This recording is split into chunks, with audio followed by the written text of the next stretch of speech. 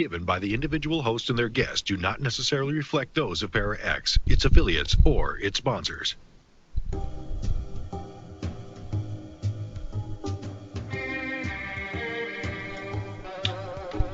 Step outside of your comfort zone.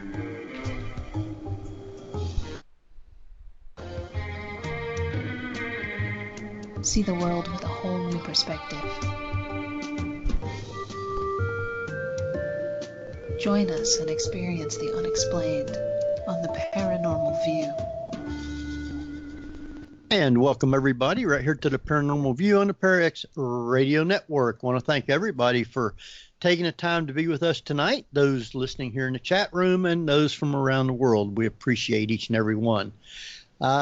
If you are listening in the chat room and you have questions tonight, you can private chat them to either Henry Foister or Ceiling Cat, and we will get those answered for you.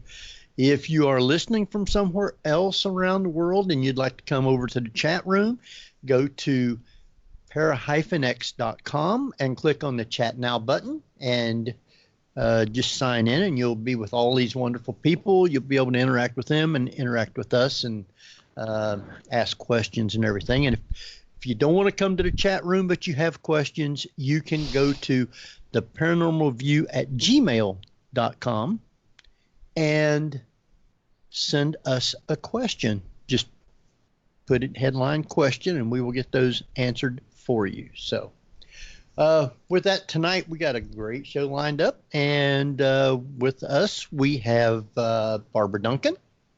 Hello, everybody. And we got Jeffrey Gould. Hello.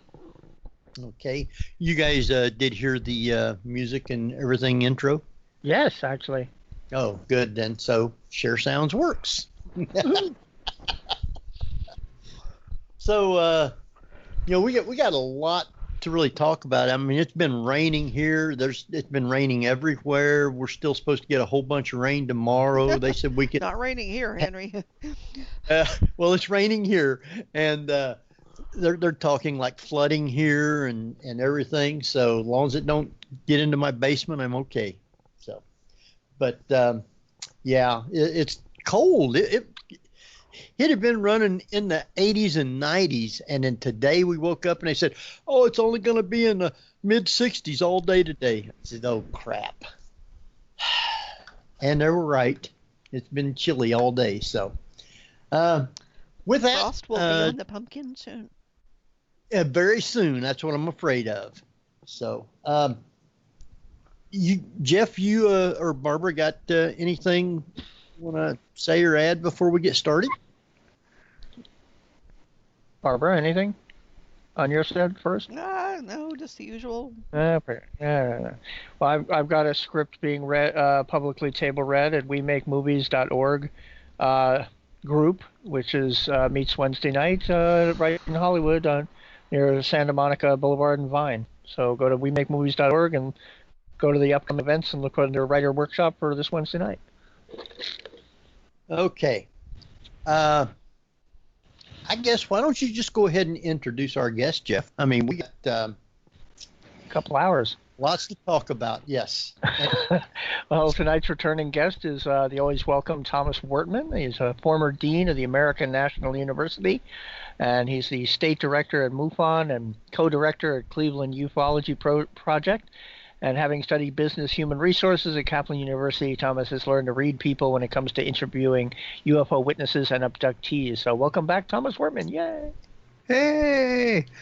I want to make a change to that, though. There's one change now you don't know about. Actually, as being the co-director of the Cleveland Ufology Project, I did step down from that since our last talk on there. I got to the point that there's so much going on out there right now. And I wanted to start moving into more private research, and I had to clear the slate somehow. And I kind of decided to step back and say, okay, let's let somebody else take over for a while. Yeah. So I kind of backed out of that, and then wouldn't you know it, it wasn't more than a couple days later, all of a sudden everything started popping up. More people started wanting some assistance in certain areas. Oh. So there goes all that free time again. But it's going to be interesting. So you're still kind of working with them, just not as the co-director. I stepped down as director, and I just told them if I can make the meetings, that's fine. Because what was happening is we were doing monthly meetings, and the group has been around since 1952. Look at that, 1952, continually meeting, oldest meeting group in the world. And I enjoy the people there. I love the people there. But when I was doing a meeting on each month, I was putting together for a 3-hour talk to keep the conversation rolling that night. I was preparing for 3 days to put all that stuff together, because what I'd do is I'd get the videos, I'd get audio clips, research the things and find evidence behind stuff on the outside, and then put together this whole program, and not necessarily do it all the time, but at least to keep conversation rolling the whole night. And I thought, well, do I keep spending that, 3 days every month just for that 2-hour meeting, or do I take and put those 3 days into something else? So that's why I decided to go for something a little bit different. Yeah.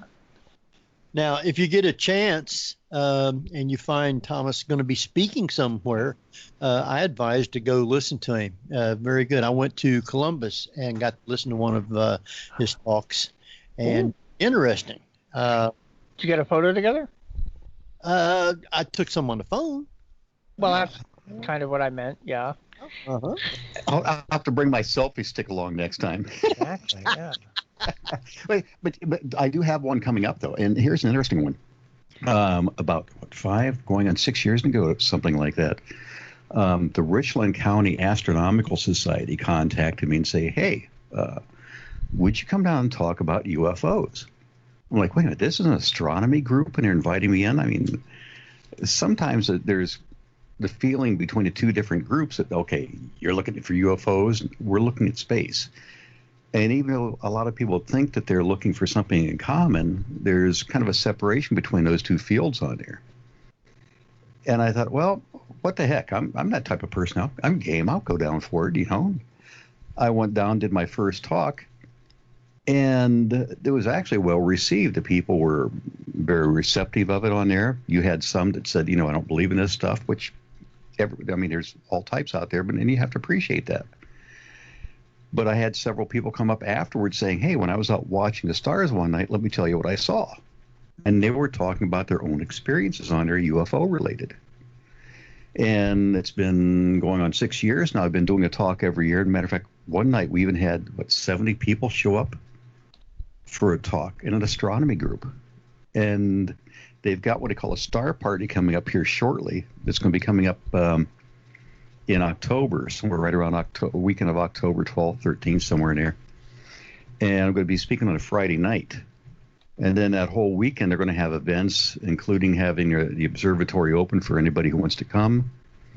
They've got a minor fee for that to cover their expenses. But they've got a 37-inch telescope down there, which is one of the biggest amateur telescopes in the country. And they just spend the whole weekend out stargazing. A great group down there. And I'm just appreciative of the fact that they're willing to have me come down there and talk each year. What I'm going to talk about this year, I don't know. You'd think with the modern digital cameras and what have you, most of the astronomers would be hooking up their digital cameras to their telescopes. Yeah. A number of them do. Matter of fact, I was actually hoping to win one because they had a raffle down there. And I'm like, hey, I could use that, to put on mine. But there's even, in this case, Barbara, a kind of like an app you can get for your computer that you can take like your own Logitech camera, have it aimed out the window at the sky, and if it detects motion, it records it. Wow. And they're calling it like a UFO type thing. UFO detector kind of an app? Yeah, UFO detector on their type app. And I get the logic behind it. I mean, it's a good idea, but the problem that I've got in my area is the ambient lighting around, and then the sensitivity of the equipment. Like bugs and birds and. Exactly. And we get a lot of aircraft over my house, so that's the big thing right there. So But essentially, it's like the ghost detector app, which just sort of makes blinkies. Yeah. Yeah, except that if you probably were someplace rural, something like that, very low ambient light, it could be, something very valuable. Oh, certainly for that. I mean, picking up meteors, for example, at least be. Right. I know the astronomy club said they had a fireball came over, it lit up the whole observatory the one night. Wow. Yeah. Now, since the last time you was on, you went to a big conference in New Jersey. How did that go? Well, that was interesting. I debated about going and not going, and then finally said, I need a break, number one, from work. And number two, they asked me to speak at the investigators training over there. And I thought, okay, this will be interesting. I'll do a session. I told them what I would do is I'd do one on computerized software and do training on different programs and software tools you can use to help do investigations. And as I started doing it, Henry, I was the first one out of the gate. So here we are. The conference officially began like on a Friday. So here we are on Thursday morning at 8 o'clock. I got in bleary-eyed. I drove in from Ohio into New Jersey the night before. So at 8 o'clock, I'm up there in Cherry Hill, New Jersey. Oh, okay. I know Cherry Hill.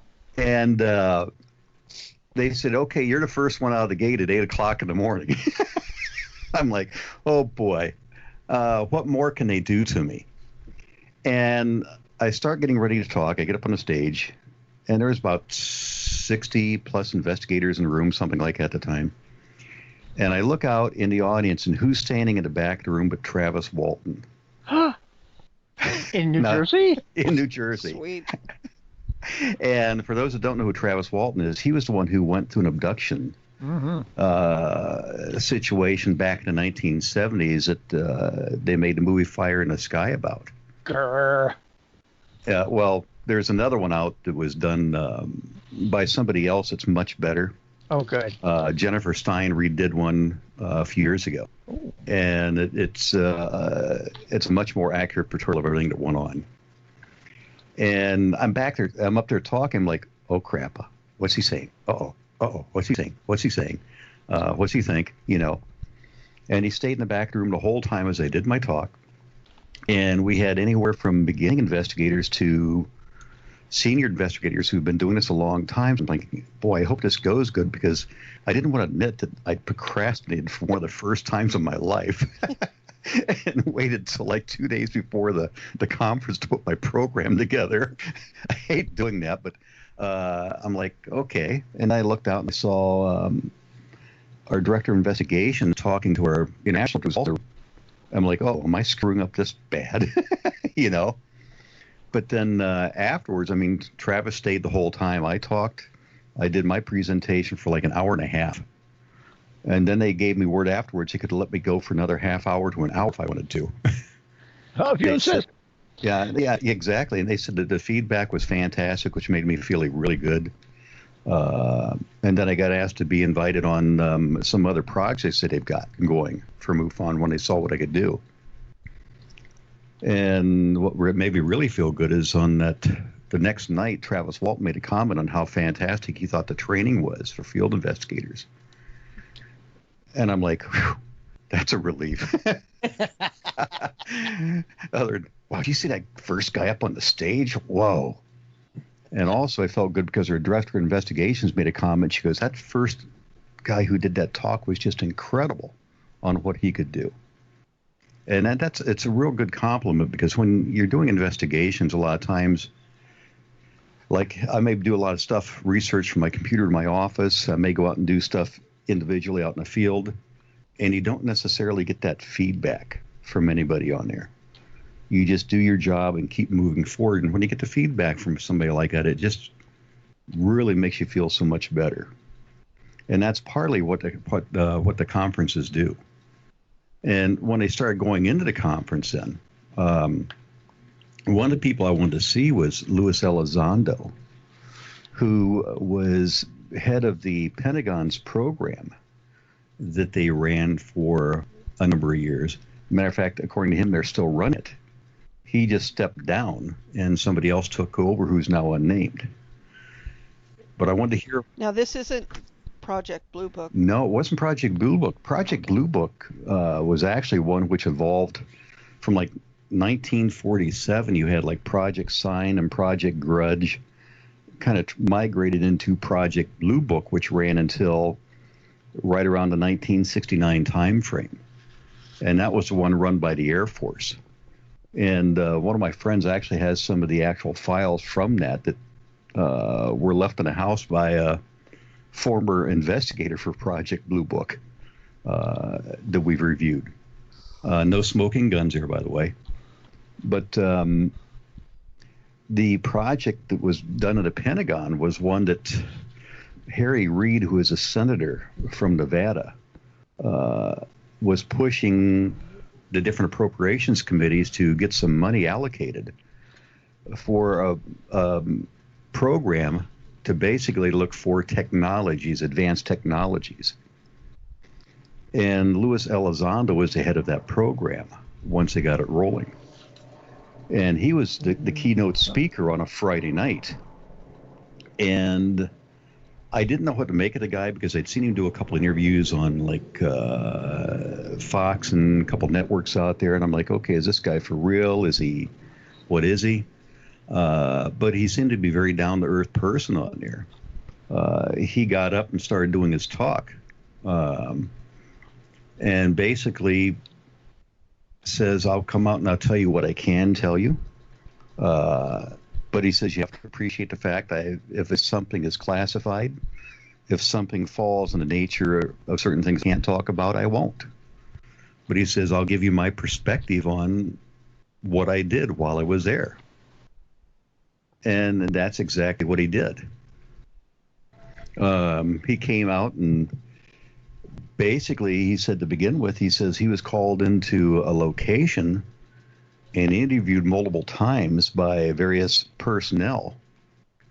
And after the interviews, he didn't really know. Oops, there's my dog. Oh. Maybe he seen something. Yeah, he didn't really. That's not one from my house. No, that's mine. One of mine. But anyway, she's not happy right now. But anyway, he said he was interviewed and he didn't really know what was going on. And then after like several interviews, they said, okay, you're obviously the person for this position. And he's like, like what position? Well, a program we're going to be running. And that program is, well, they couldn't really give an idea what the program really was, because I don't think they had a true vision of what they were going to do with it at that time. Because what they were doing was basically getting videos and all this other materials that they were going to start reviewing. And most everything at that time was internal, the way I understood it.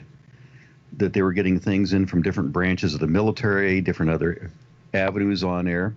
And they wanted somebody to head a program to review that material because they were looking at things that they could not explain.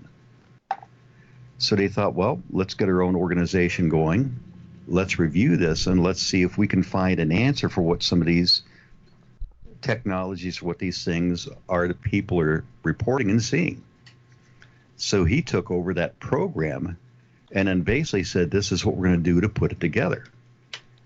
And he realized that, in being in the government, that he had so many different supportive groups out there he could utilize, that when stuff started coming in, the way of saying sometimes you get a ton of stuff coming in. Other days you'd just be sitting at your desk almost twiddling your thumbs because nothing was going on.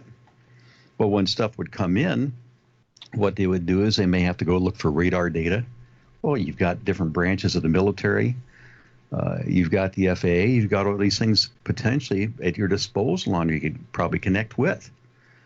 So he just started getting these things in and say, okay, let's send this out to so-and-so and have them give us an opinion what this is. Let's send this to so-and-so, have them give us an opinion what it is. And in the process, though, what they weren't doing is telling everything. They were just saying, look at this basically, or look at this and say what you think this is.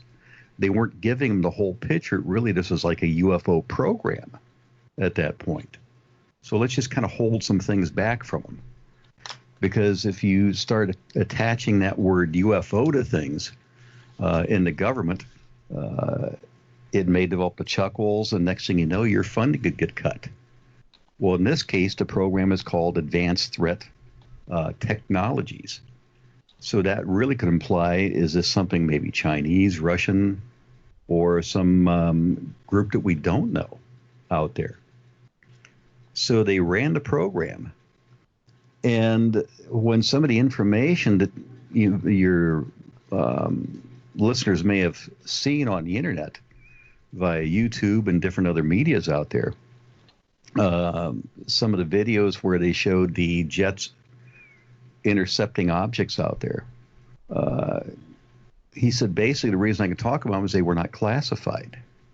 He says classified information I will not talk about. But he says those videos were basically vetted. They went through the videos. Any information in the videos regarding like location, times, and stuff was all removed. Things that pilot conversations had going on, including certain information which could potentially identify the, let's say if it was a Navy plane, what ships they were associated with, their locations, any armament they may have had on board, any technologies they may have had on board. Conversations on those lines were being cut away. So he said that's why people were seeing little clips of maybe like 2 minutes long. And they were complaining we're not seeing the whole thing. Well, they said they had to, certain things were being cut out because of potentially sensitive information on here. But he said these were things that were coming in and that they were looking at out there. Now, he didn't say that these were alien ships by any mean on air, but he just said that this is what the program was doing. And he says that he just got to a point that when he left the organization, he went over to a group now called To the Stars Academy. When he went to the other organization on there, he basically says, I will not talk about the classified information, but this is not classified. That's why he can talk about it. And to me, he just seemed very down to earth, very open. He complimented MUFON for the job that they've done, along with Peter Davenport of National UFO Reporting Center, for at least going out, like in this case, MUFON, for collecting data, which he says is extremely valuable out there. And even in this case, old data out there from older cases on there. Because to him, you want to look for, the way I see it, commonalities between different sightings. Let's say, for example, a project I'm working on right now. You look at a certain region, for example, in the country. What type of objects are being reported in that region? What shapes are they? Are there certain times a year these objects may appear more than others? Are there certain times a day they may be more seen? And you start looking for common factors between them on here. And by going through, let's say, our database, I can go back through and I can pull a lot of that stuff up. I was fortunate enough to meet with Cheryl Costa, who just put out a book on data. And I met her at the conference, and she actually spoke on her Henry at our conference right after that. We had our conference in August here in Ohio. And it gave me a lot of ideas I can use on how to glean data from databases on there. But the challenge is, when you get that data, sorting out accurate information, sorting out inaccurate information. And then, to me, it's really like establishing, in this case, like a margin of error on what you're doing. And that's really a challenge out there. Because you've got so many people doing investigations, so many people putting information in. You have the general public to begin with filling out the reports. You've got the research being done, the investigations along with that. And when you get that many people involved, it's difficult to, I guess you could say, get a consistency across the board on interpretations on things. And that's one of the things that MUFON is working on right now. And that's one of the ideas that we did behind, like, the training to get more people on the same page on techniques that they're utilizing. But I was actually very impressed with Elizondo on there with his talk. And there Now, was. I'm curious, what line do they draw to classified when it comes to UFO sightings? Are they looking at strictly, sightings, obviously everybody sees them, how could it be classified? But is there contact? Is that when it becomes a classified information? There wasn't a defining line for that, but the interpretation I put on there is it doesn't have to be contact. You could have, in this case, a sighting which is basically unexplained. And I think that's where you get that at. Let's say, for example, that somebody's on a military installation and they see an object at a certain point. They identify that location. They utilize their methods within the military to scrub it and say, okay, was there any aircraft in this area? Was there any of this in this area? And they're doing a similar process to probably what we are behind the scenes. And then when they see that, wait a minute, there was nothing in that area at that time frame, and you have people who are very credible witnesses reporting it, that's when it becomes maybe something that is being classified also, especially depending on where it's at. If you're around certain bases on there. So it's not necessarily what's being seen, but where it's being seen. I think that would be the bigger factor, where it's being seen at. And let's say, for example, are there other sightings in that same region? You could potentially have something, let's say, for example, crossing the U.S., seen at multiple places along let's say, a line going across the whole U.S. But if you see that data is pointing at, hey, wait a minute, something was here, something was here, something was here, going all the way across the U.S., and you don't find data saying that, wait a minute, there are aircraft at that time going across the whole area, that may move into that classified region. So wait a minute, we can't explain this, and we don't want the public to know that something was traveling over us that we had no idea what it was. I assume. Go ahead, Barbara. No, I was going to say that makes sense. I was also thinking around military bases, they probably don't want the general public knowing that there's any sort of sightings around that. Oh, you definitely wouldn't around military bases. And like in an area like Area 51 or some place like that, they may actually even play it up sometimes, just to develop more of a mystique, even if it wasn't anything. Misdirection. Yeah, exactly. Misdirect them on there. Yep. I mean, to me, I've thought for years that Area 51 is predominantly military. And if you're going to do something, you have everybody looking at this spot and you're actually doing it someplace else. Yep. Highly credible. Yep. Mm-hmm. Let them keep looking at Area 51. Some of the sites that I've been looking on and reading up on some stuff, they said that there seems to be a whole lot more, I guess, sightings or close calls with not just military aircraft, but civilian aircraft with UFOs. There seems to be a lot more of that's not really publicized. You know, I've done some research on some reports that came out around a few different ones on there. We had the one back up in Oregon last fall where different commercial flights reported seeing an object up there. There was another one out in the Arizona region where a couple different flights also reported an object, and they were even one of the aircraft was even asked by air traffic control if they saw anything unusual in that region. Now, how you'd feel, Henry, if I was that pilot and they're saying, is there anything unusual about 10,000 feet above you right now?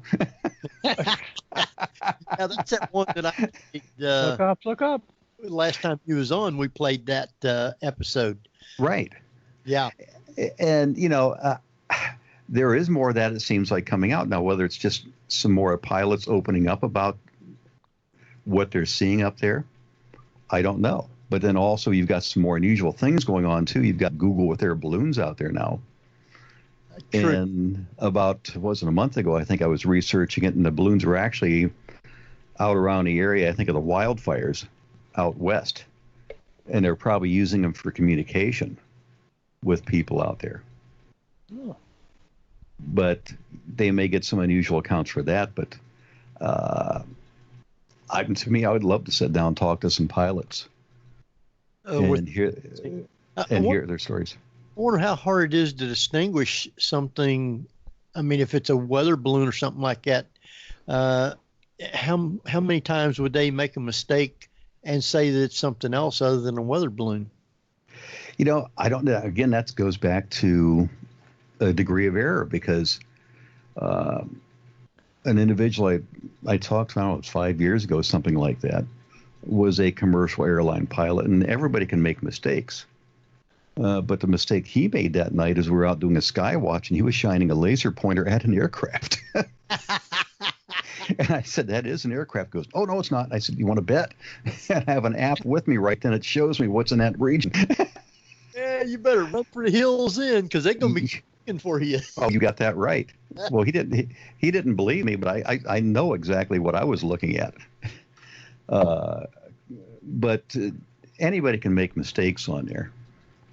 And you figure that when they're traveling, I mean, even though they may have their planes on autopilot or whatever, there's still a lot of distractions inside the cockpit as they're flying on there. So many instruments they have to watch. And they may not notice something, or it could be one of those things by the time they see it. I mean, you figure that they're traveling 500 miles an hour for a lot of commercial airliners. And what are they, about upper 20-some, 30,000 feet? Oh, yeah. And they're going to be going by it potentially very quick, you know. So they may not get that much of a chance to see anything on there. I have a question from the chat room. It's from Tabby, and she wanted to know if you had any information about a UFO sighting in Clarksburg, Maryland in June of this year. I would have to look that one up through a database.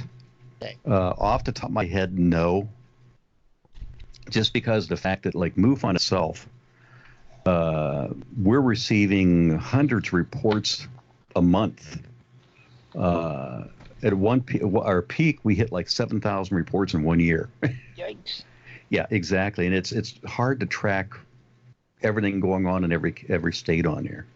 And unfortunately, I couldn't tell her off the top of my head, but I could look to see if we had something. Now, one thing that she can do too, if she's ever curious, is there's a couple places she can go to. One is called the National UFO Reporting Center, run by Peter Davenport, and she can pull Maryland up. In his little database there, she can click on a link that shows, in this case, what basically sightings have been reported. She can go to her own state, and it has a history going backwards of all these sightings that have occurred. Now, it's not always up to date to the exact day. It could be running maybe up to 30 days behind, because Peter Davenport does it, I think, mostly all himself, which is a tremendous job. But that's one place you can look immediately on there. Also, she can go into like UFOstalker.com, and she can go back to her region of the country there. And it goes back, and you can even view a degree of a history about sightings which have been seen. And it goes from really the most recent sightings on there. Those are a couple I use myself when I'm doing stuff out here. And I was on a site today looking stuff up, and it said that the U.S. Was the top reporting country of 464 sightings in the United States. And this is just for the month of August. Canada had 64. I'm sorry. Yeah, Canada has 64. United Kingdom had 60. The 4 leading report states in June were Texas, 40 reports, California 36, Florida 33, Colorado 23, and other states with 10 or more reports included Pennsylvania, Ohio, and New York with 20, Illinois with 18, Michigan with 17, New Jersey 15, Missouri 14, Indiana and North Carolina 13, Oregon and Washington 12, and Nevada 10. So it's been an active last month or so. Oh, it's pretty much consistent that way too, Henry. Because the number I was going to approximately guess was right around 400 probably came in last month off the top of my head. But those numbers are pretty consistent. And when you're looking at California and Texas, you've got a couple of the biggest states right there. In this case, especially California, with a higher population. They're pretty much always leading the pack in the number of reports coming in each month. And that's fascinating because the light pollution out here is so high that it's impossible to see a lot of the night sky anyway. So this would have to be pretty darn bright. It'd have to be pretty bright. And I don't get a chance to review all those. But certain times I will be involved in projects where we'll go back and review certain areas of the country on there. And like you say, Colorado is one that you'd think, wait a minute, that high in number of reports? Yes, they do. So there's some states that just kind of jump out at you. Now, Florida to me is not unexpected at all because, again, there you've got a higher population again. And then also if the weather conditions down there, it's going to be more people are going to be out more of the time in that state. Could it also be because that's where we're shooting rockets off of? That happens too. And there's been a number of videos on the internet that sometimes individuals really love to build up as being something spectacular. You'll see this thing going up and kind of like this big spiral coming out. And it's actually from a missile launch. There was one over off of like an area of Denmark, Sweden, someplace in that area over there, Finland, that made a lot of media. And what was happening is basically a Russian submarine was off the coast and launched a missile that they had some issues with on there. And it created that weird spiral in the sky. And there's also one out at your way, Barbara, in California that was launched off the coast that brought a lot of attention a couple of years ago. That big teardrop one? I'm pretty sure it was one of the big teardrop one out there. Yeah. And that does happen the same with down in Florida when they've got a night launch. Especially, I think, if you've got somebody who's the tourist down there who's not really familiar with those things going on, and they just see this big bright and light in the sky and don't really associate, Cape Canaveral being down here, Well, what's cool nowadays, of course, like every other person has a cell phone. And so they were taking pictures of like the teardrop, quote, launch, unquote. And a lot of these news, even the networks are saying, hey, if you've got video, let's see it. And, that helps them. They've sort of like got free cub reporters out there. So they were reporting it on the news.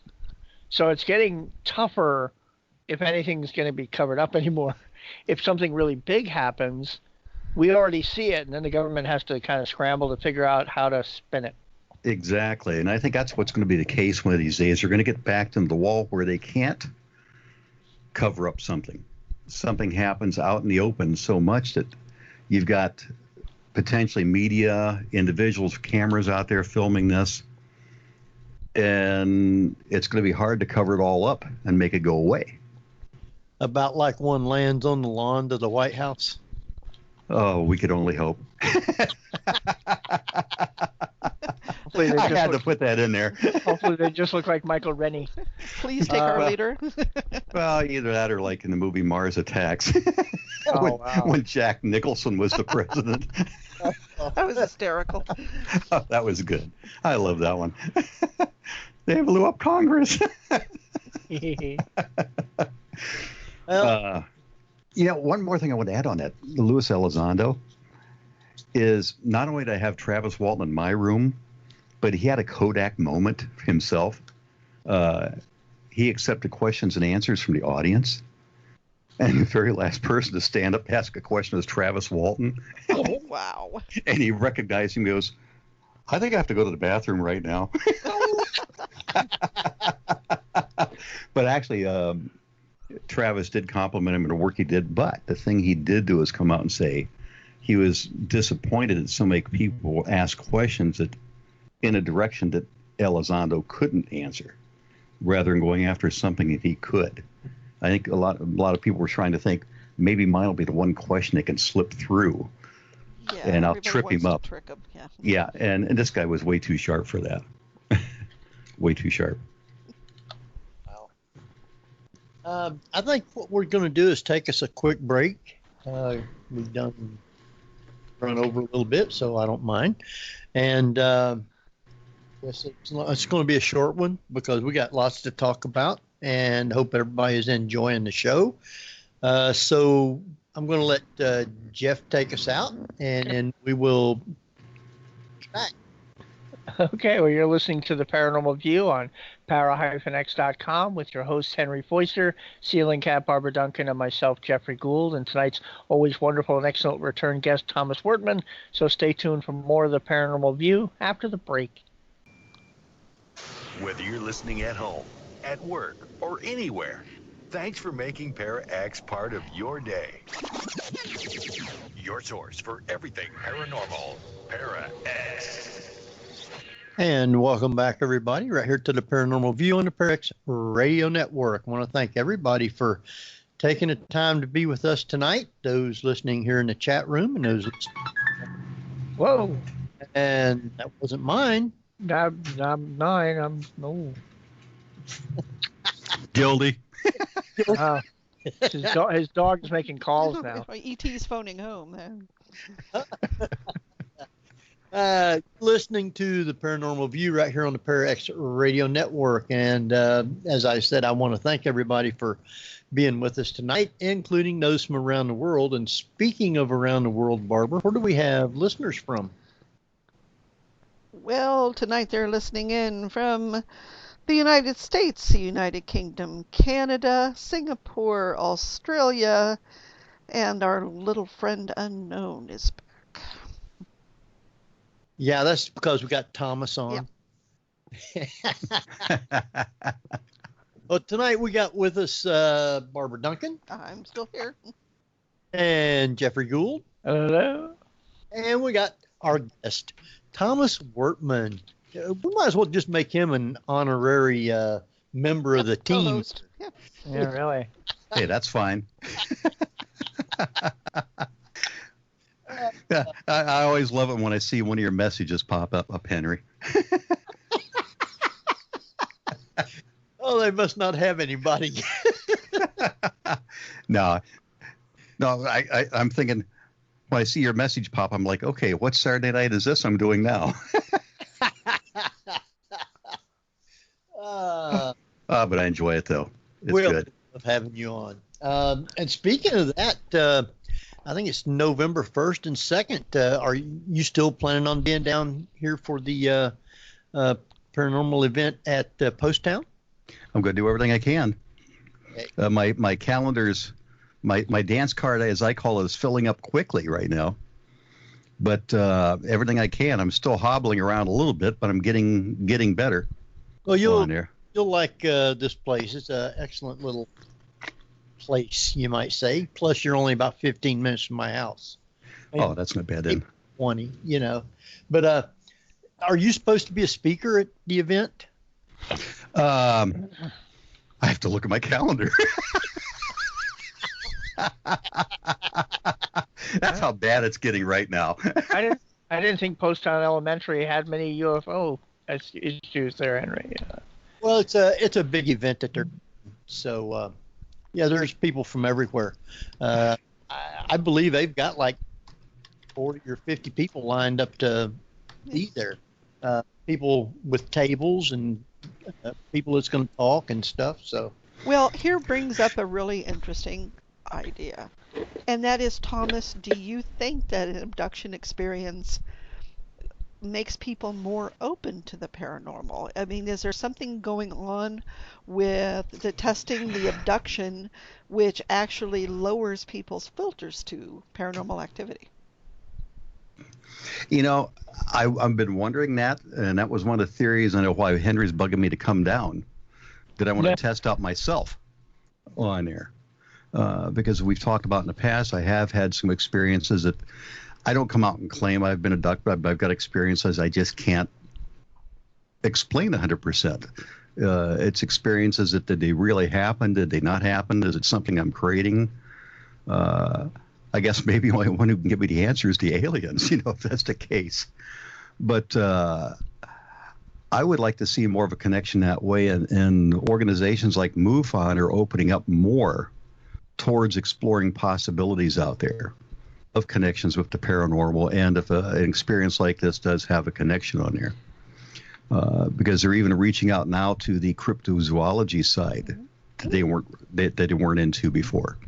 So they're starting to explore more avenues. Well, it makes me kind of wonder if you think that there's more sensitivity to, say, electrical or magnetic fields because of this. I've sensed things myself when I've been around certain areas. Like one that just blew my mind was I was doing an investigation for a UFO in a older century type home, and I don't know why, Barbara, but my whole body lit up every time I walked through one room in the house. Now, this woman to begin with had 40 dogs in her house, I think it was. A couple out back and like 40 dogs in her house, and this poor little poodle was following me around the house like crazy, like, take me home, get me out of here. But as I'm walking through this room, my whole body felt almost electric is the best way to describe it. And we got to the point that, we're in the room and I'm looking around. She goes, "Oh, I just want to tell you that this room that we're in," she goes, "that mirror that you're standing in front of, which was like an old dresser, that she didn't know the history of, had been in the house as long as she'd known. She goes, I see like an apparition in that mirror that's a dark, shadowy figure. And she goes, I see it off and on." And I said, "Do you see it anywhere else?" She goes, "No, only in that mirror." And that was every time I walked by where that mirror was at, that's when I kind of lit up. And that's why I'm really curious myself to see personally, so I can speak firsthand. Is there a connection between the two fields on there? Or I think if there is one. Well, they often say that mirrors can be portals, and it makes me wonder, in this case, if that's the sensitivity to it is that. Well, I know there's certain times I do feel more sensitive to things out there. I'd always wanted to go back to one of our family houses because my mother and my sister were sensitive to things, and they'd never had any encounters that they know of on there. But I remember they were seeing, in this case, like my grandmother in her house after she passed away, and they both saw her at the same time. It wasn't like one saw her and the other one didn't. No, both saw her at the same time. And then the same with my grandfather. Didn't see him, but his chair was moving back and forth all by itself in the house. And it was like one of those big old heavy recliner rockers on there. So I'd love to go into some places like that and see firsthand. Is there a connection? Now, when you investigate crop circles, correct? Yes, I do. And matter of fact, we had a speaker at our Ohio conference who was outstanding, Jeff Wilson, who did a whole talk, 90-minute talk on crop circle investigations. And one of the crop circles he did here in Ohio, I was part of the team that helped investigate it. And that was down in Hopewell, Ohio, back in, I think it was 2012, right around September 20th. Now, is still one of the leading theories that it's sort of a microwave feature that causes the crops to bend the way they do? That was the impression, because when they took the corn stalks from that field, the scientists that was alive at that time, his name was Levengood. When he analyzed the stalks that they'd taken to him, he said it appeared that they'd blown out from the inside, almost like steam had generated, like a microwave radiation. And the stalks were bent at a 90, and some were bent not only at a 90, but a second 90-degree angle right past that. And this was in 5 acres of corn. And this was just an incredible picture. If your listeners go to the International Crop Circle Research Association, ICCRA, I believe it's called, they can find pictures not only of that one, but other crop circles that Jeff's group has worked on. We were actually laughing last weekend or a couple weekends ago when we had our conference that there was one that they went down and did in North Carolina. Part of the team went to North Carolina. Part of the team went out to Iowa. And the ones that went down to North Carolina hit the real thing. The ones that went to Iowa didn't. So needless to say, there was a lot of joking and kidding going on that, hey, how was your trip to Iowa? But when you really see something like that in corn, it's not like two guys like Bob and Dave get a board out and bend the corn stalks over. You just can't do that. If anybody's ever been around corn, no, you can't. Corn stalks are way too hard. Well, plus, if you're using microwave on corn, you just get popcorn. And when you're looking, and when you're looking at a field 400 feet across, roughly, is the pattern, and it's in a spiral pattern. Forever. It's just incredible. Oh yeah, it would take forever. And the only thing we found out there was there's this plastic device that had an LED on it that was right around the middle circle. And I went into Amazon and started looking around on Amazon. I actually found out what it was. There was a device that you could actually put around your neck that had a compass on it with an LED little beacon. And I think what happened is somebody came in the night before, which we found a path going into that crop circle from the night before. And they were actually trying to get information, pictures, and other stuff out there while nobody was around. It wasn't that they added anything. It was just that they were trying to maybe document stuff on their own for some reason. But how would they know the circle was there? Well, that's an interesting. Sometimes we don't get an exact story, because when we went down to do that investigation, I got down there at like 5 a.m, something like that, down at Hopewell, and we met at a park, maybe 3 to 5 miles away from where the circle was, and a reporter showed up because evidently he found out we're even meeting there. And he says, I'd like to go along and photograph that if I could. And Jeff was every bit like I would have been. No, you're not part of the team. We're doing an investigation. We'll give you information when we're done, But he wanted to get in right away to make a news story. But it's like, how did he find out about that? But the picture itself, there was a video a friend of mine discovered less than a week before that on YouTube. It was taken from an aircraft. And he sent the link to the video to Jeff, and Jeff identified where that area was and was able to track the farmers and stuff down within a few days and get into that field, which is an impressive job itself. Now, Jeff is the one you was telling me about the crop circles? Yes. And you have contact info on him? I can get you that, yes. I can forward that to you, Henry. Because I tried to find him, and I couldn't find contact info or anything. So he can be difficult to get a hold of on there. I had a challenge just trying to get him for our conference, but if you can get him on, he's great. Okay. I'll see what we can do on that. Okay. So I do have a question from Dark Moon, and the question is, Is there a connection between orbs and UFOs? Well, can I say positively? No, I can't, but I believe there is a connection, because the orbs themselves, they've cited some in our region up here over Lake Erie. Out over the lake, I've had some incredible witnesses talking about the orbs they've seen off the lake, and they weren't boat lights or things like that. They're actually orbs floating over the water. We've also had in this case individuals reporting objects coming out of the water, which would fall in the category of USOs. And they came out of the water and actually traveled over to witnesses. And I can't deny that there's a connection. One of the old-time investigators, going way back to the 70s on there, was saying that he had kind of this aha moment when he was in a building and saw some orbs.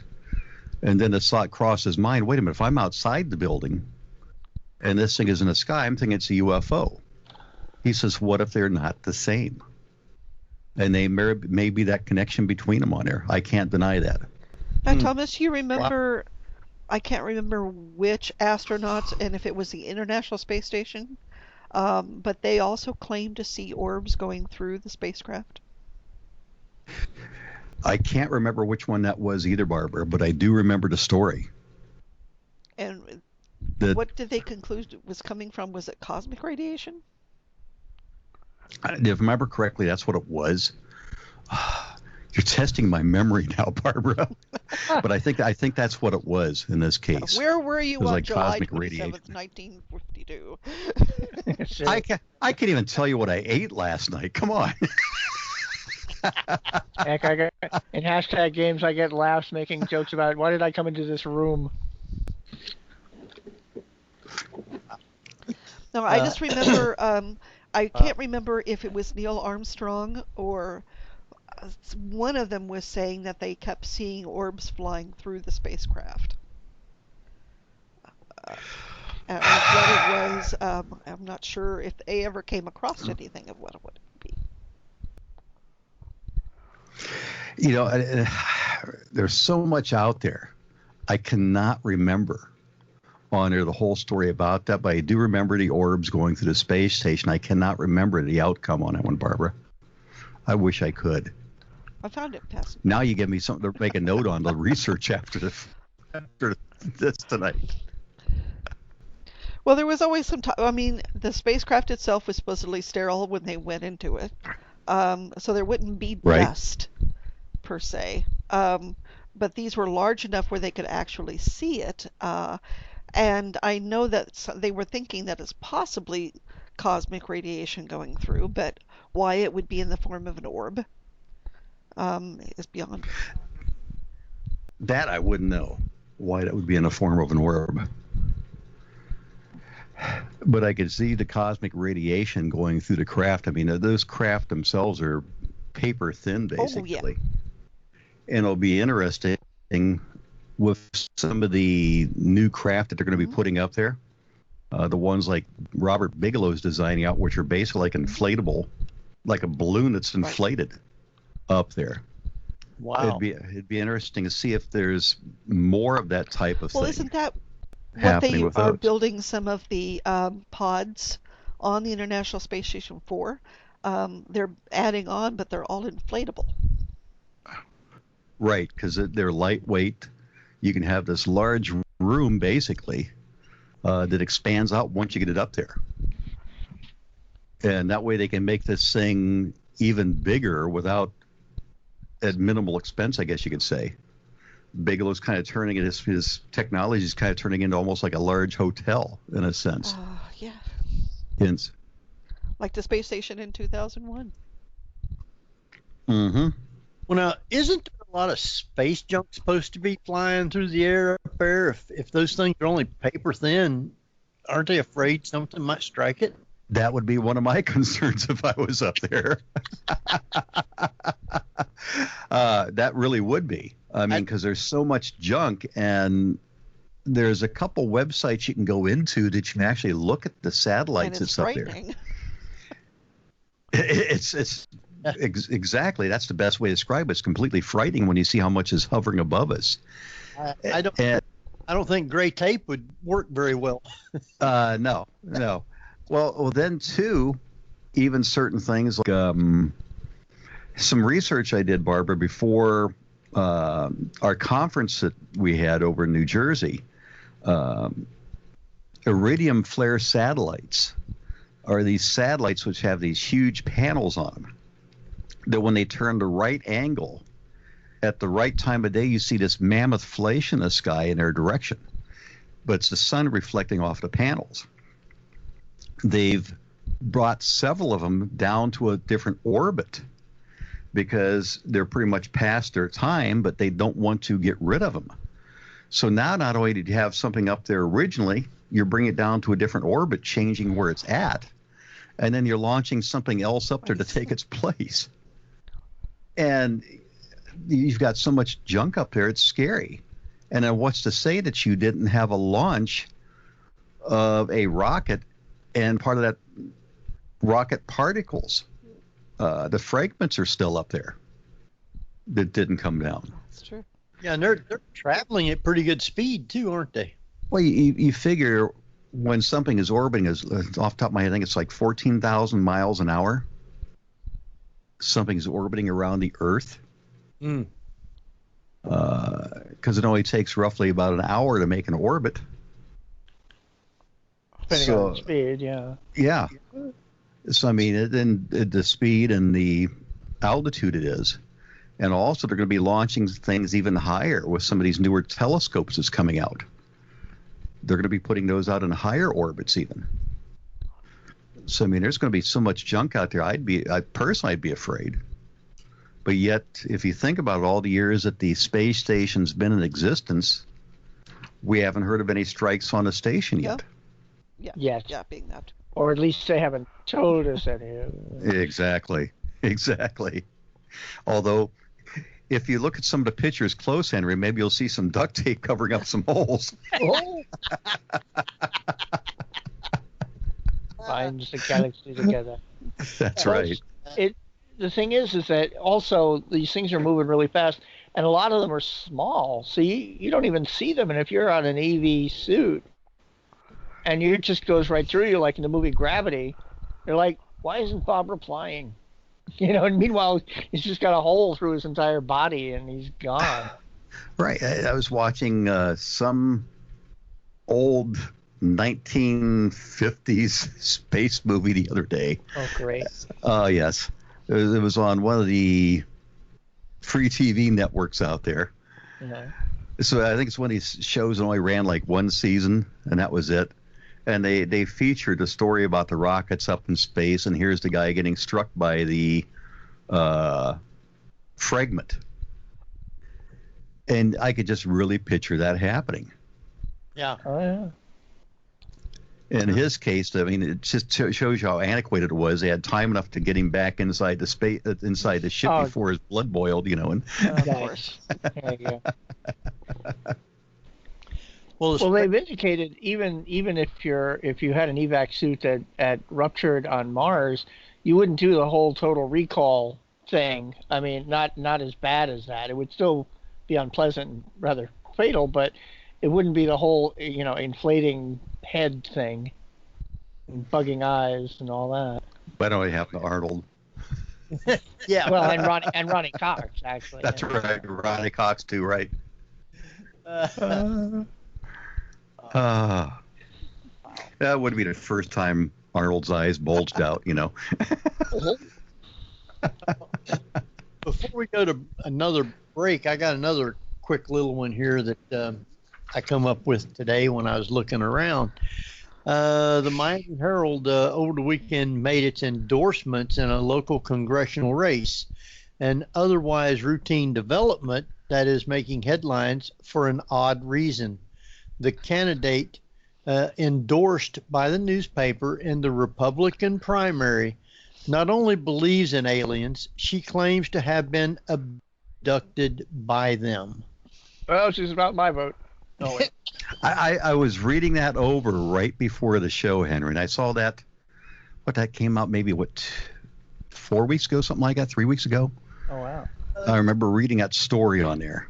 She didn't do well in the project. And I'm thinking, I can kind of understand that. I mean, it's just think about probably not the platform to put on the banner. No, I'm not running under Democrat or Republican. Running under a real third party candidacy out there. Say you're a ticket party. That's right. When I saw it, I'm like, oh my, is she trying to do this as a long shot to get in? Something to get attention. Florida, right? Florida. Well, there you go. Mm-hmm. It's more prevalent now, though, because things like ghost hunting and UFOs and all that has come to the forefront even more, with so many people actually doing it and stuff like that, that you would think that she'd get a lot of support. Well, this one was a real test of what type of support you would get, I think. Yeah. An indication down there. That, I mean, even though it has changed a lot, the impression on there, because it's almost every couple days I look at certain networks, and they're putting out stories about new discoveries in space. Oh, yeah. And you see that changing, and you've got scientists coming out and saying in 20 years, we should have an answer if ET is there. I mean, that's a pretty bold prediction right there. Although just mathematically, it's kind of probable. Well, yeah, and Elizondo made a comment over there. He says, well, really, the Earth is like one giant UFO. What would people think that, the chances of us existing would be, Yeah, well, we're out in the boondocks in the galaxy. We're out in the backwater I'm surprised anyone comes to visit at all, except we're like, well, it's kind of pretty. If they have a concept of beauty, obviously. Right. And we've got such a great Earth here, and with these things, but there's chances are, you look at the mathematical possibilities, there has to be life out there, period. Yeah. There's got to Well, be. if you look at the planet and you look at if water is necessary for organic life as we know it, they're finding water now in more and more places.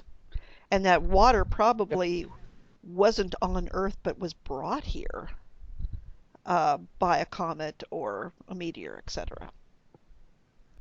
That's right. One of the talks that they had when I was at the conference, somebody I was talking to was bringing that whole theory up that the water here came not from our natural Earth, but it was brought here by comets. All the impacts over so many millenniums on there. When I was back in school, I never gave that a thought. But now, when I started hearing that whole subject, that whole talk, I'm like, wow. Well, if it got here that way, why can't it happen someplace else? Exactly. Yeah, like tetragrades. So when I see something like the first ever Planet of the Apes movie with Charlton Heston, and they're going through the desert, and one of the guys say, Captain, life, and they get down there in this little green sprig, and I realize that is life. That's, in their opinion, they thought they were on a different planet, so they thought it was extraterrestrial life. So what if a lot of these extraterrestrial planets come to here because this entire planet biosphere is teeming with life, just not as much sentient life, but all the flora and the fauna. It may be just baffling to some other species. We're like, but it's just us back home. You're right, because we've got such an abundance here. You've got plant life, animal life, microbial. You've got so many types. Yeah. And another world may be very limited on the variety on there. They may not have a plant life like what we have. Well, we find that, like I said, the tardigrades can live in. Oh, the tetragrades are so cute. Adorable, and they can live pretty much anywhere. And you can't kill them. Outer space, whatever. Yeah, you can't kill them. I wonder did they ever try a hammer? That'd be a little tiny for a hammer. Kind of overkill. Well, yeah, but Because usually all they do is like they subject it to like, pressure and temperature. I'm like, what about just the heel of a shoe? No, I mean, they're too cute. They are cute. Well, I think we're going to take our last break. We still got lots more to go over. I still got a whole page, and Barbara always has at least 2 or 3 pages, so I'm sure she has a lot too. Have to make Thomas talk a lot. That's all. So. Oh yeah, that's all right. And by the way, you were right. I am supposed to be down there at the conference. I apologize for not remembering that, but I'll tell you. I am booked on there also. I mean, I noticed. I saw the website, and there's your photo. Our pictures are side by side, by the way. Yes. Oh, I saw Henry. I should have looked for you. Okay. Right side by side. So, seeing you down there, and I'll talk to you more about that as it gets closer. But who knows? You might be able to come down. Like the day before or something. I can take you someplace. And do a little ghost hunt or something with you. Yeah, I'll have to work my work schedule out, but should be able to do that, no problem. Hey, no problem then. So anyway, we're going to take another quick little break, and if you do have questions, private chat them either to myself or Ceiling Cat, and we will get those answered. And if you're listening from somewhere else, you can send us a message to the paranormalview@gmail.com, and we will get those answered for you. So, Jeff, why don't you take us out? Yes, you're listening to Paranormal View on para-x.com with your host Henry Foister, Ceiling Cat Barbara Duncan, and myself, Jeffrey Gould, with tonight's wonderful guest, Thomas Wertman. Pardon me, I choked to death apparently.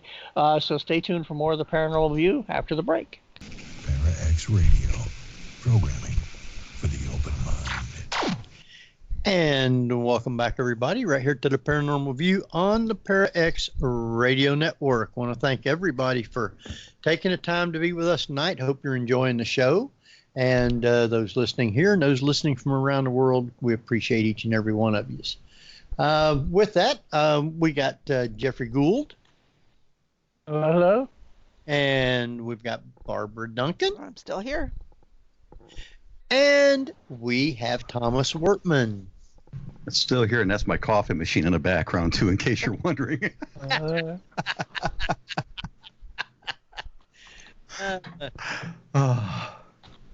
So during breaks, I have to turn up the volume on the mic, so then I have to make sure that I get it turned back down when we start the show back. I blast everybody's eardrums out, and I don't do that. So, but I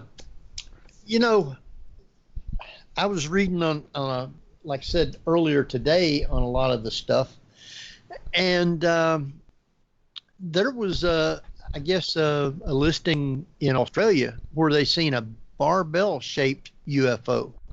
Have you heard about that one? I was reading a little bit about that one earlier today, and I've seen some reports on those before of barbell-type UFOs, which are kind of unusual. Percentage-wise, you don't see very many of those listed whatsoever on there. Some of the data I was putting together, I think there was only like a couple of them reported within like X number of years, even in certain states. Most all of them are typically the spherical shape, or even kind of like a Saturn-shaped object on there, as compared to the barbell shape. But that one is kind of unusual on there, Henry. And kind of odd, too, don't you think? Because if you look at, well, at least the 2001 Space Odyssey, that genre, where you actually have the gravity as far as a circular thing. Not as a barbell almost, but it's realistically could happen. Right. There was one I was trying to get some answers on. We had one here in Ohio going back, off the top of my head, 1980s on there. That was kind of reported almost like a barbell or two objects together that looked like they were connected together. And the one observatory in the Cleveland area said it was a gaseous anomaly of some sort And what the people were seeing is like Saturn and Jupiter side by side. It was giving the appearance they were being connected together. Yeah, that was the explanation given. And I tried calling the observatory to get an answer on that. And what are you guys talking about? And I said, I've got some questions. I'm doing some research, and told them I was looking at UFOs, but I'm doing some research out here, and I'd like to know about how is, if two planets were close together and appear to be connected, it's termed like a gaseous anomaly, and how does that occur? And I never got one response back from them. They probably said, there's another one of those UFO nuts trying to figure that story out. I have a hard time with that one.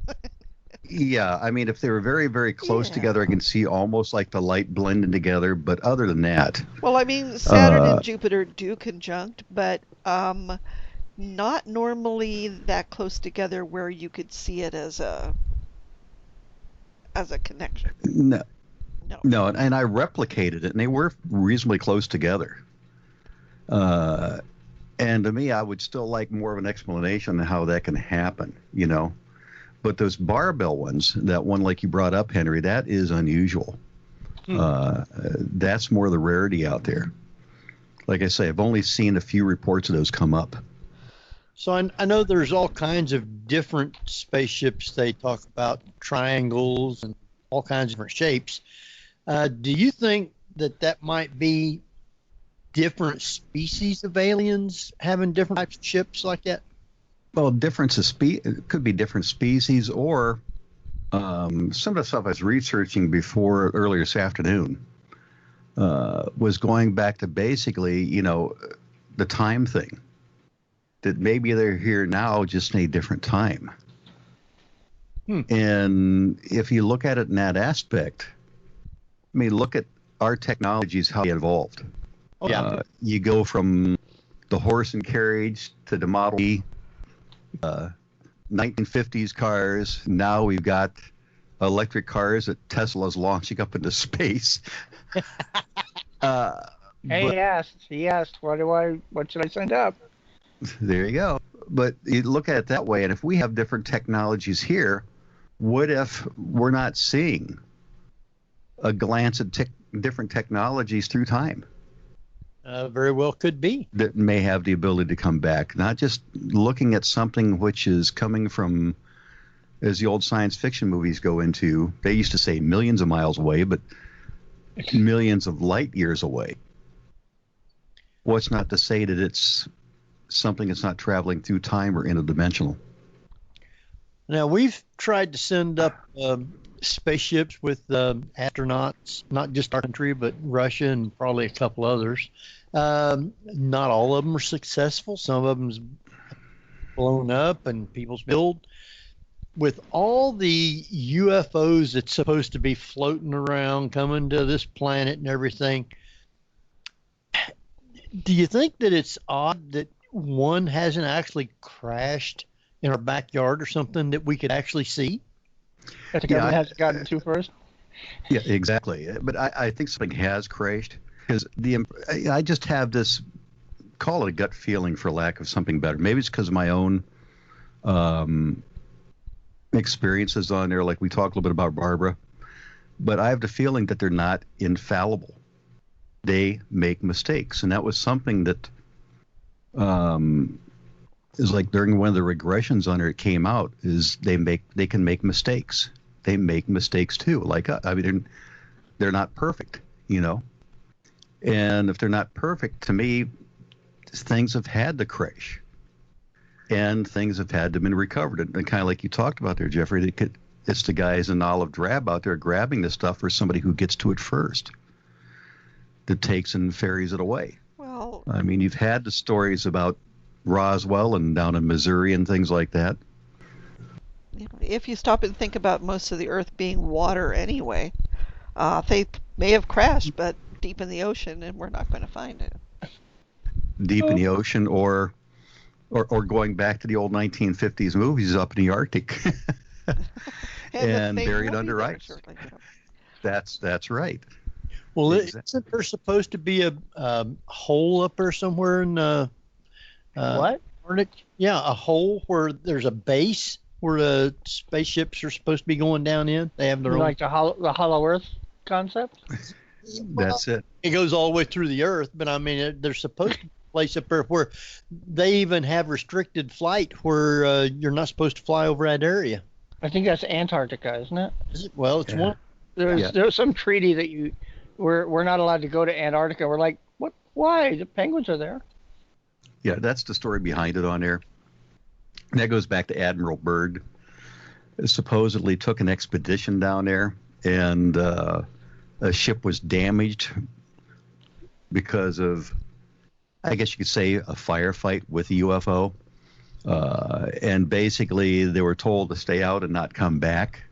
By the aliens? By the aliens, and it was like, a year or so ago that, was it Buzz Aldrin?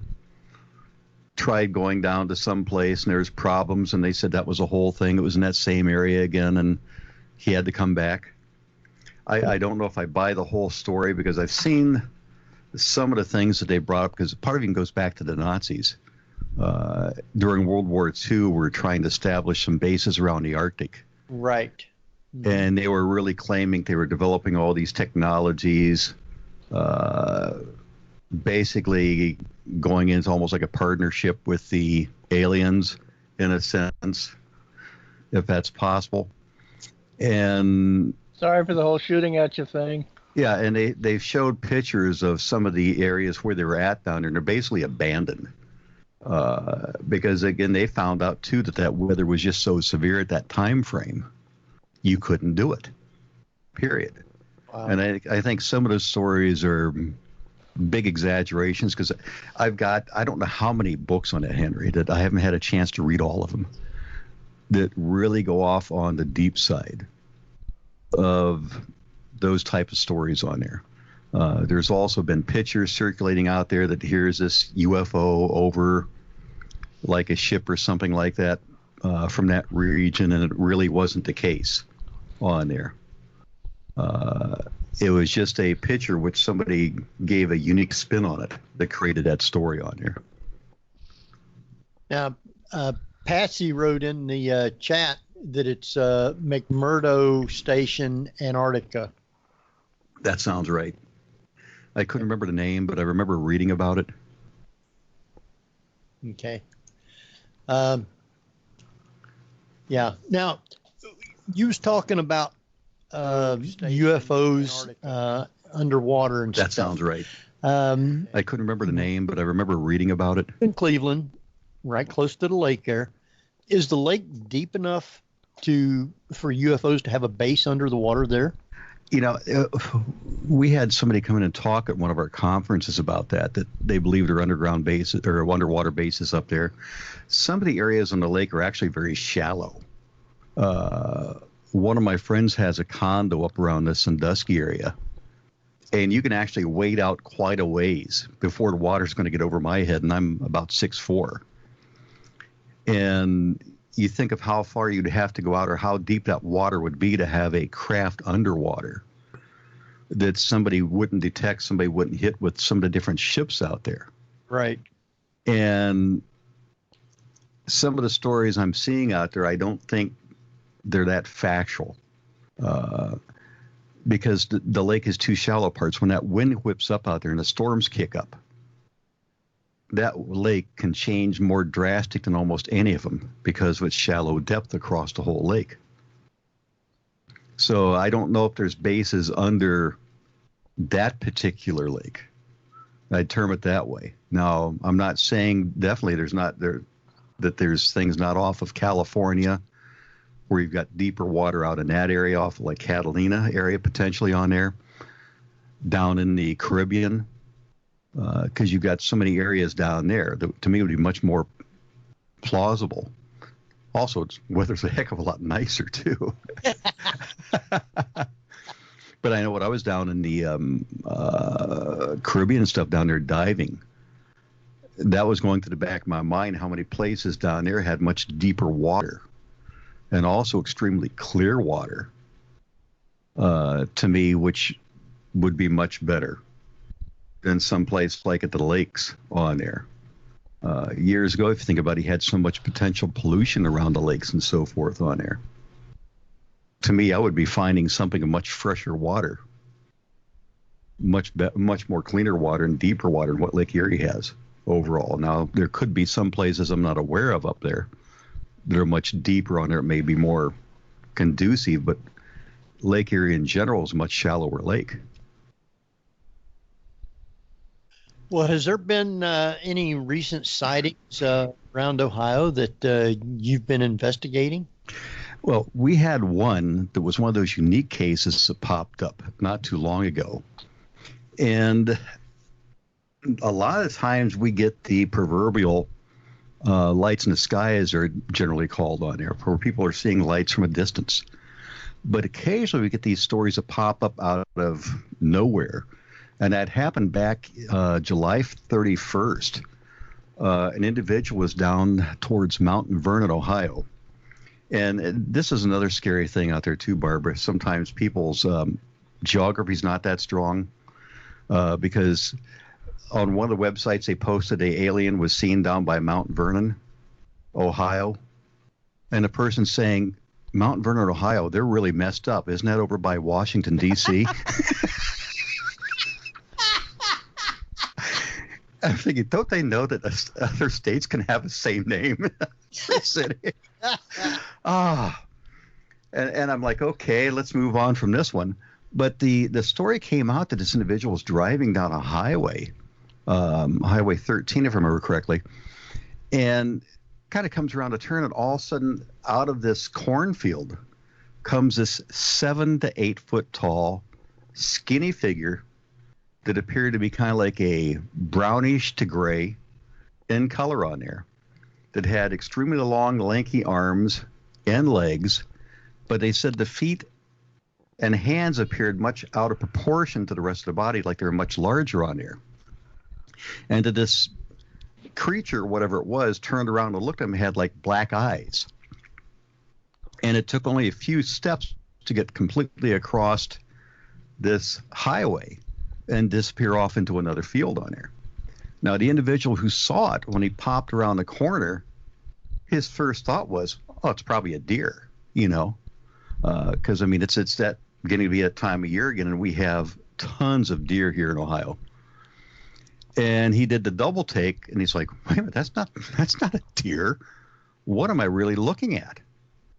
And the guy did have a background where he was in the service on there.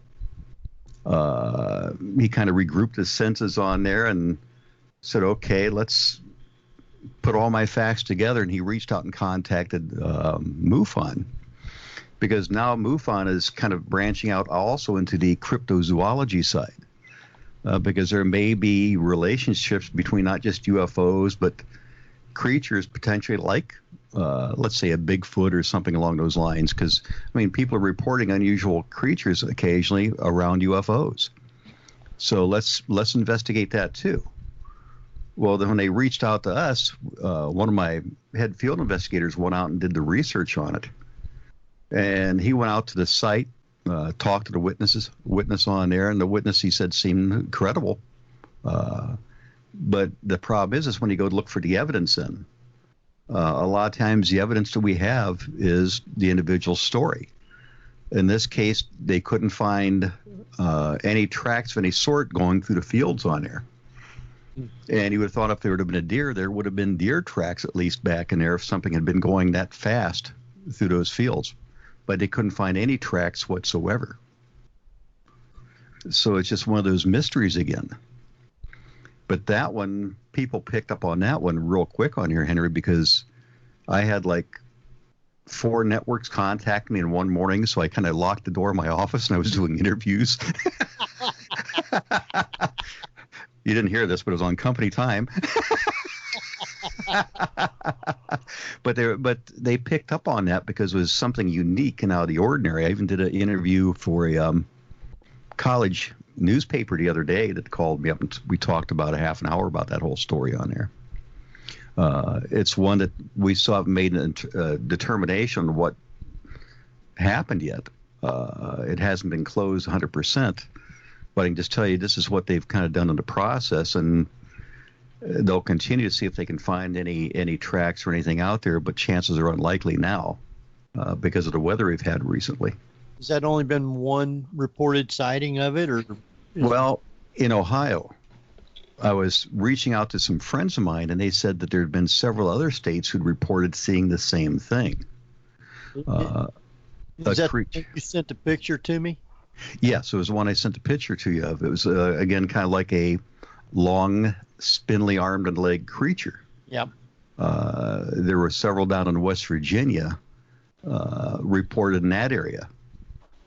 Several years ago, we had a report in Ohio that we kind of wrote off as a hoax because the witness reported a creature that had legs were hinged basically backwards of a human. And they reported having something like a longer neck. Again, it was like 7 feet tall. But when they started researching it enough, what they were also discovering is a person putting out the story was also writing a book on cryptozoology. Wow. And there was a kind of like, okay, is this something you're trying to do to help promote your book and so forth on there? That was one thing. I was pursuing a different avenue, but I couldn't find any results on it. But to me, some of the animals that have their legs hinged backwards are ostriches. Mm. Yeah, but they're not really hinged backwards. What you're looking at isn't their knees, it's the heel of their feet. Yeah. That's what drives me, yeah. Yeah. But I researched that side, Jeffrey, and there's actually farms down in southern Ohio which raise ostriches. Yeah. I did a Super Bowl commercial with an ostrich, so, you know. And I'm like, it's like, okay, at least it was something to look at, you know, to say, okay, let's try to even eliminate this. But I couldn't find any reports of people who had lost them down there where they'd gotten out. Wow. But the witness's description almost matched that of an ostrich or like an emu, something along those lines. Emus are cute. Yeah. Did they ask him how much he'd been drinking? No. But it's interesting, though, when you see the reports, a lot of the report contains in there, I was not drinking at the time at some point. Or nobody else in the car was drinking at the time. There you go. That does come out. Or the ones that you get a lot. And when the stories come out like this, I thought, I'm glad to see it's not only me. But I don't know how many reports I got from, like, United Kingdom. When you mentioned that earlier, they were very high in the reports because I used to do investigations over there. Their first line was, I went outside to smoke a cigarette. And it seemed like 50% of the people in England must have been smoking cigarettes based on those reports. Ew. We watched, we got that Brit box, and I've been watching a lot of the detective shows and stuff like that, the cop shows. And it seems like everybody is smoking over there in the shows. So. Oh. Yeah. You know, we had, matter of fact, it was a Cheryl Costa when she gave her talk a few weeks ago. She said the same thing, that she was reading over reports. It seemed like half the people said the same thing. I was outside smoking a cigarette, or they're outside walking their dog. One of the two things on there. Yeah, I one night when I was working in North Carolina, I was working midnight shift at General Electric, and I was out driving the forklift. And it was like I was driving along, I looked up, and all of a sudden it looked like a bright UFO right there. I got so scared I jumped off the forklift, and then come to find out it was one of the big street lights they had. So. Oh, man. And here goes the forklift knocking down the street light, right? Stolen, though. I had to jump back on it. But, I mean, people, I guess, can look at something and right away their mind morphs into something else, you know, and you're thinking it's something else. You're right. I mean, it's some of the reports we see coming in, the witness only sees it maybe like 5-10 seconds, very short flash. Yep. and it's your interpretation you put on it, because I've gotten pictures in where the witness shows this very unusual object up in the sky. But then if you know what to look for, here the witness may be looking, let's say, towards the sun at a certain angle, and you see this object up there, and what they don't see is the pole holding the light away from the light pole. Mm-hmm. And you just see this object just kind of hovering in space. Right. And you're right. I mean, when you look at that picture, unless you really, really look at it close, you can't distinguish that pole is there. And it's easy to do that. I mean, I've gotten some classic ones, and I got one in from, like, out in Las Vegas area. This person sent me photographs that they were going down the road in their car, and they photographed these unusual objects. And what I look for in a report is some key things, like in their case, well, I didn't see this until I looked at the pictures later on. And when they looked at pictures later on, that's when they saw the objects. Well, I went back and did my analysis on the photographs, and the objects they were seeing were not really a mile away like they thought. They were really closer to about 2 feet away, and there were bugs on the windshield. And it comes back from my background in photography, knowing, in this case, the depth of field and things like that on their camera, that when you looked at it, you look at where things are in focus at and where they're out of focus at. And the objects on the windshield, the camera at that point was focused on something, picking up something much closer and locking in on it. The objects farther away were more blurry. So it wasn't really far away. It was actually much closer. And when he looked at the photos really close, it was actually just bug splatters. and you hate to tell the witness that, because, I mean, they're being very honest in what, they think it is. Yeah. Also, people don't understand. Well, you can be really polite and just say, Go ahead. Go ahead, Jeff.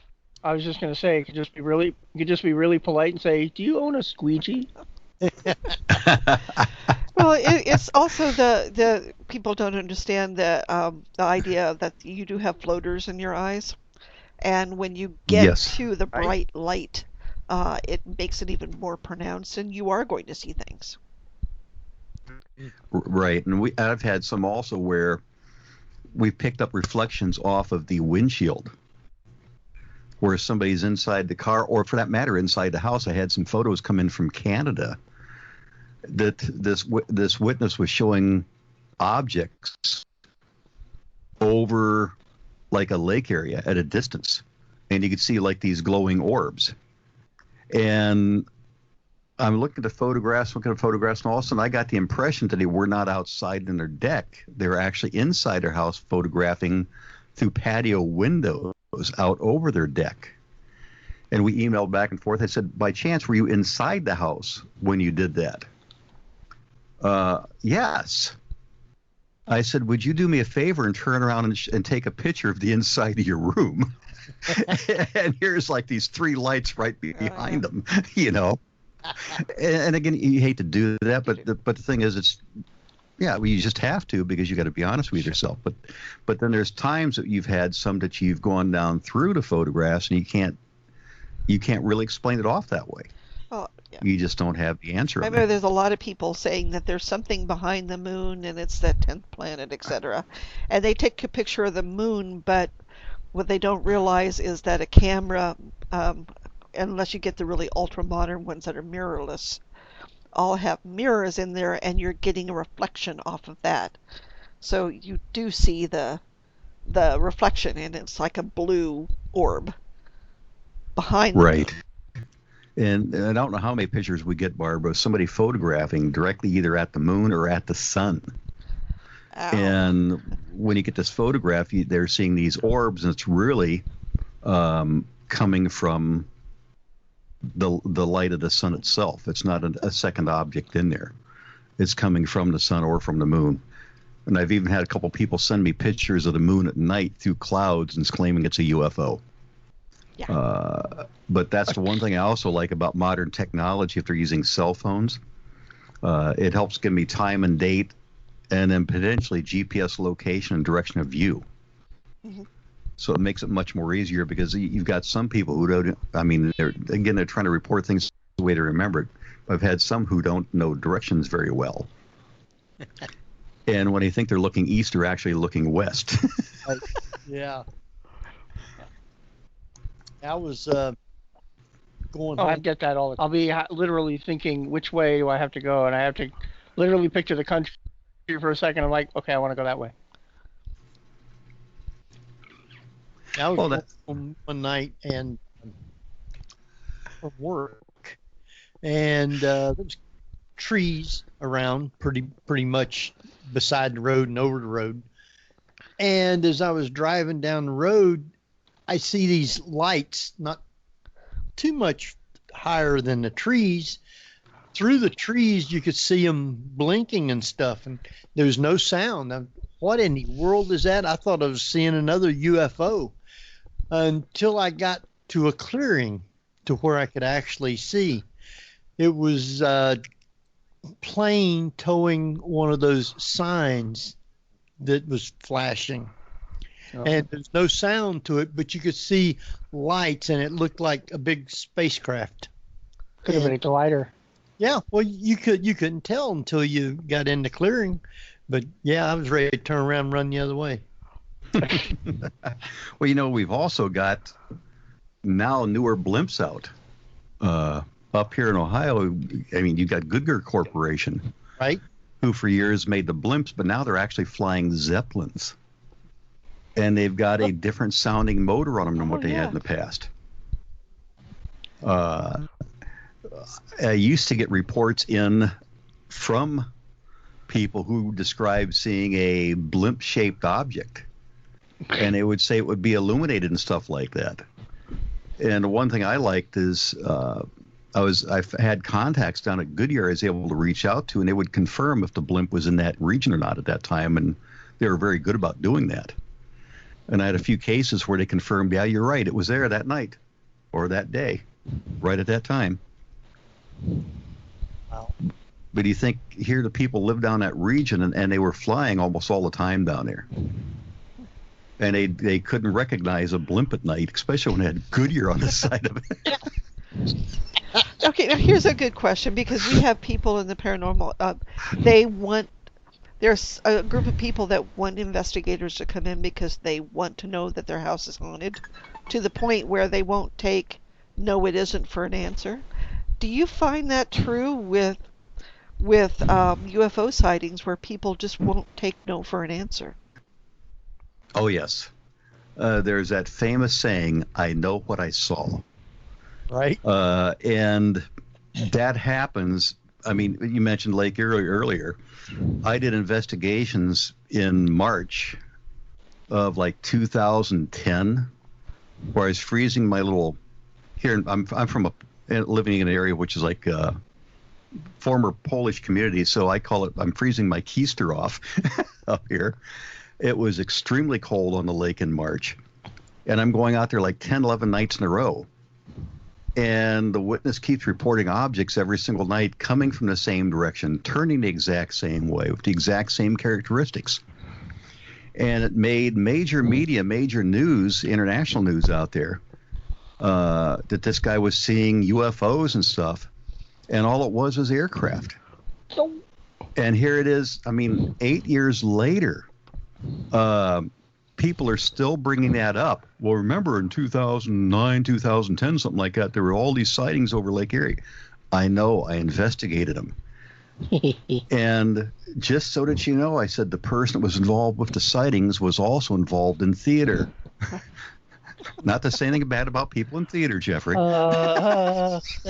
But in this case, he was working as trying to get into stage at Playhouse Square Theaters here in Cleveland. And also I found out he just moved into an apartment like 2 months before from where he lived at before, and he had this great view over the lake that he never had before. So he was seeing things he hadn't seen before and had this association. And I think what happened is once it started snowballing and the story started rolling, it started building. He couldn't get away from it at that point. But it's upsetting because certain times you'll have not a number of people, but some people out there that you know positively what they saw, and they will not buy into it no matter what you say. You could have the International Space Station land in their backyard. Oh. No, that wasn't it.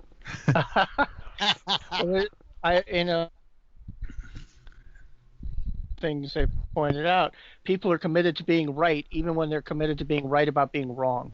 Right, and the worst case was one where I had to tell the witness he was looking at Venus. And I knew what his response was going to be before I even told him, because he was just so adamant about the fact that without a shadow of a doubt, this is the real thing. This is the smoking gun on there. And somebody who was stationary and really pretty and bright. Yeah, and it appeared the same night in in the same location of the sky and had the exact same motion several nights in a row. It took several hours to go down over the horizon, but yet it was summoning him, Barbara. It was calling him to come back out and look at it each night. And he was just so fixated on it. You could just see it's not gonna go good when you tell him what it is, especially when I even duplicated with computer graphics exactly what he was seeing and overlaid the star pattern over his video and said, "This is what you've got." And he just called me all sorts of names. And the bad part was the person who said it was an incredible video that should be on a TV show was not a UFO researcher. He was actually an actor who was put on a UFO show. Oh. Like a recreationist kind of actor, one of those? Exactly. It was that type of an actor on there where he appears to be an authority and he's really not. He's just an actor. And I recreated Edouard René de Belay for a Statue of Liberty documentary, but that doesn't make me an expert on the Statue of Liberty. Far from it. And the unfortunate thing is you do run into that out there, just like in the paranormal field. And what you have to do is when you're out there talking to the witnesses, and most people just want an answer. They're looking for an honest answer. But you'll come across this occasional person that you just get that feeling right out of the gate. I know what I saw.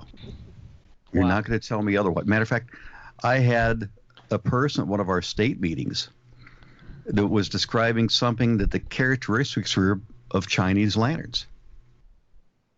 And I didn't say that they were Chinese lanterns, but I said these are some factors that you want to look at when you're looking for a possible explanation. I said, what direction was the wind moving that day?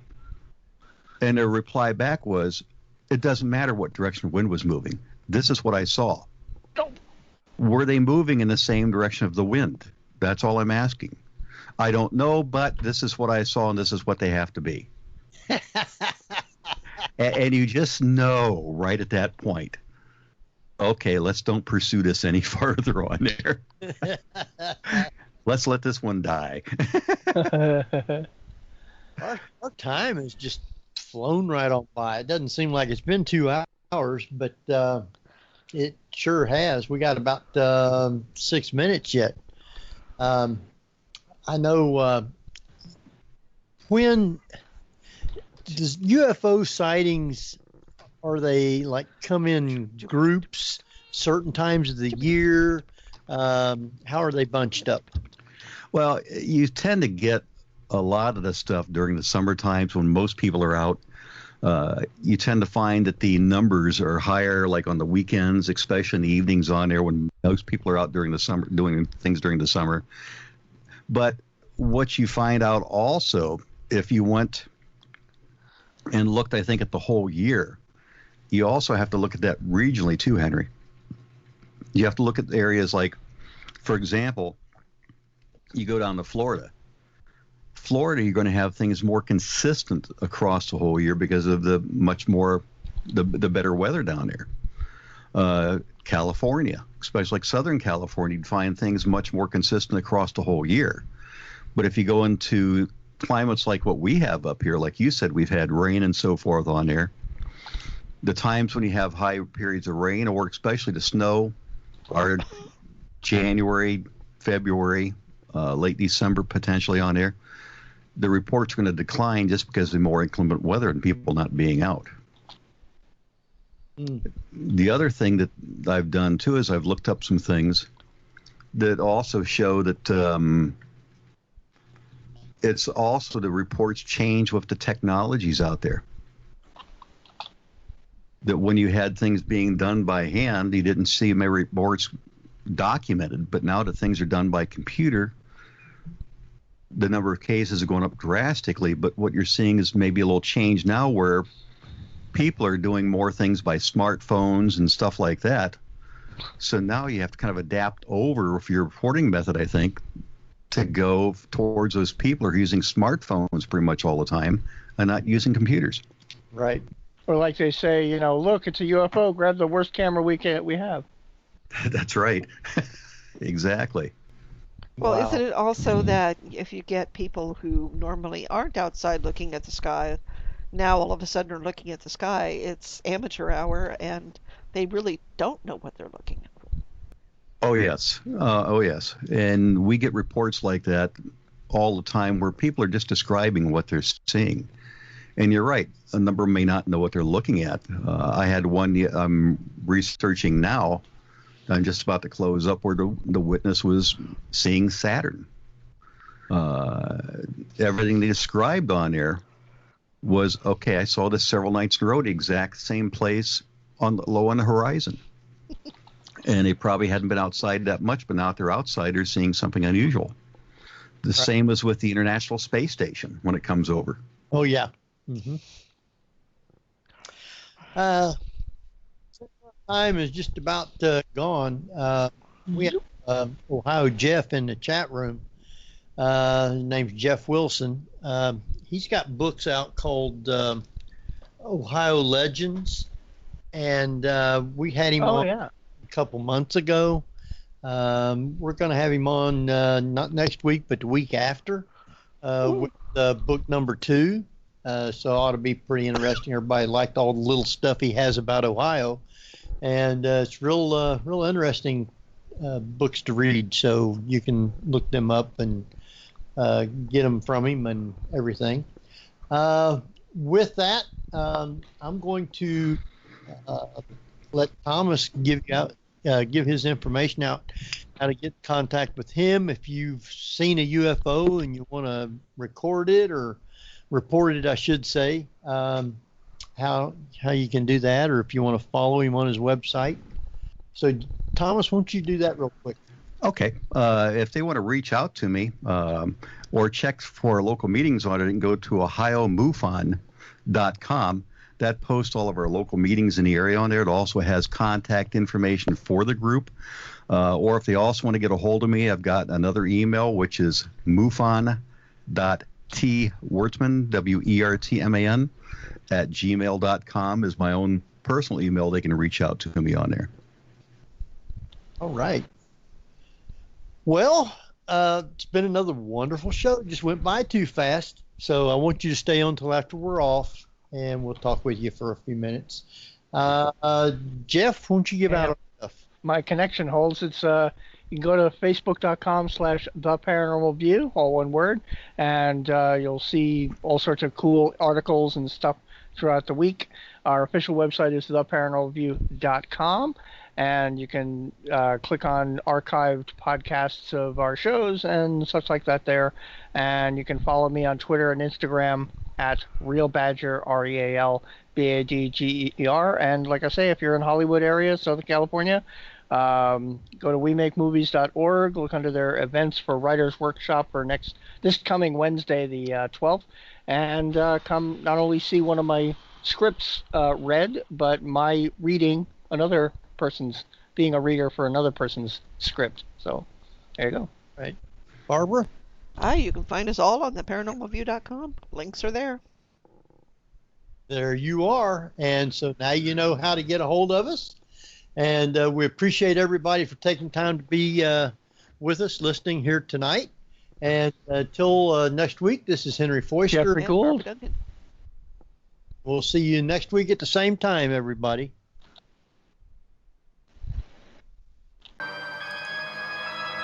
You've been listening to the Paranormal View on the ParaX Radio Network. Join us again next week at the same time for more of the Paranormal View.